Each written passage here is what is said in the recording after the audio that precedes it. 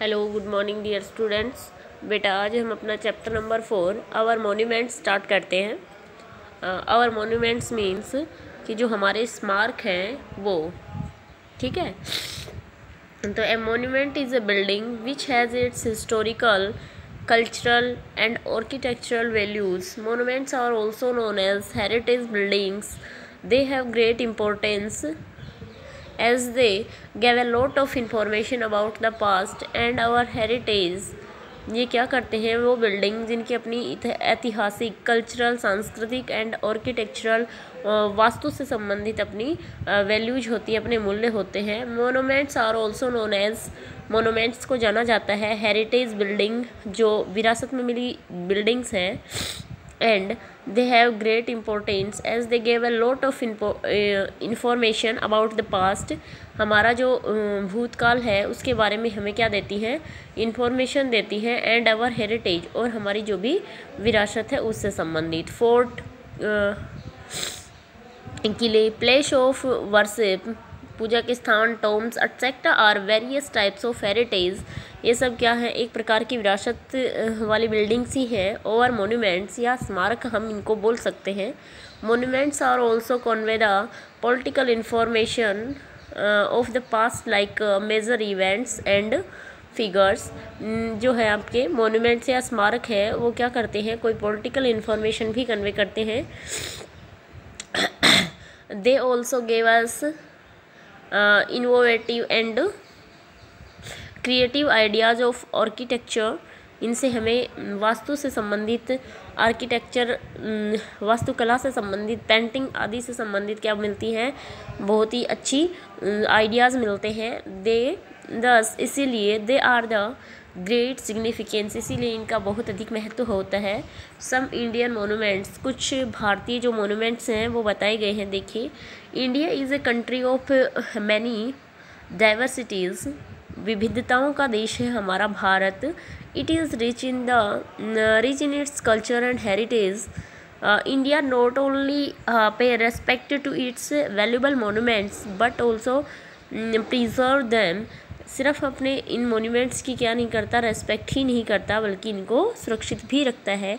The monuments of the India रिवेल it's glorious past, historic और की achievements and numerous sacrifice, और बहुत सारे जो इसके हैं त्याग या बलिदान, स्टोरी जो ब्रेवरी, बहादुरी की किस्से इनमें छुपे हैं। तो फर्स्ट है आपका इसमें देखिए बेटा ताजमहल। तो Taj Mahal is situated in Agra, Agra में स्थित है। It was build by Shah Jahan a Mughal empire, एक जो मुग़ल शासक था उसके द्वारा इसको बनाया गया था।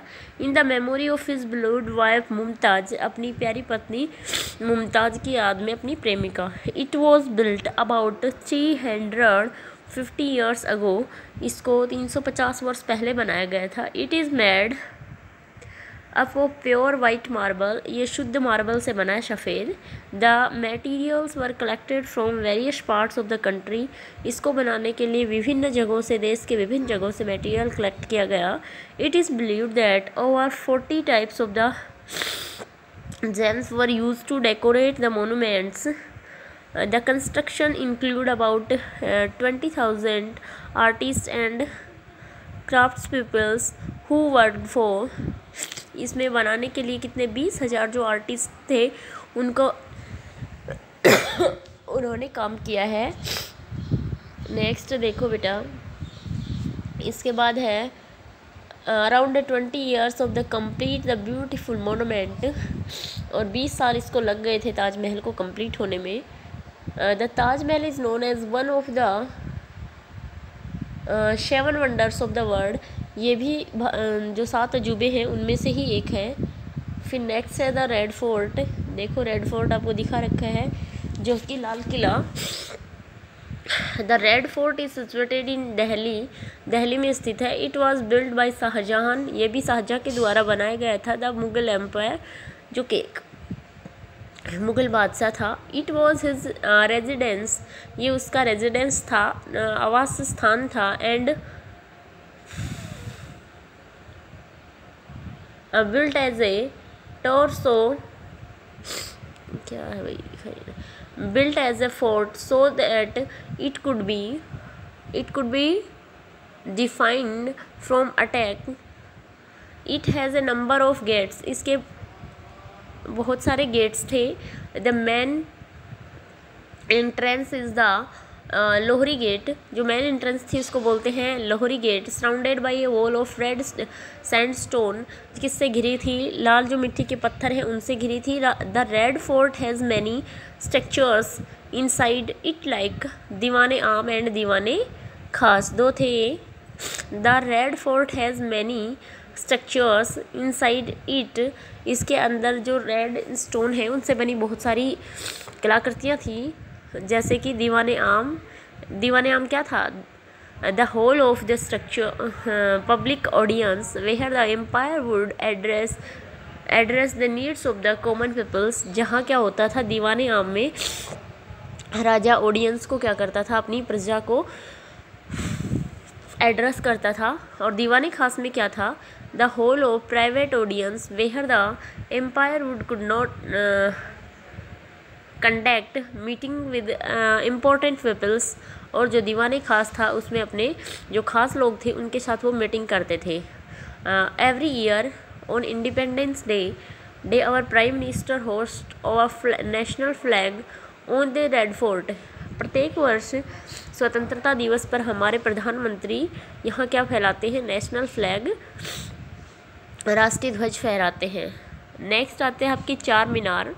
तो the Char Minar is located in Hyderabad. Char Minar Hyderabad में है. It was build by Mohammed Quli Qutbshah. It was built around 1591.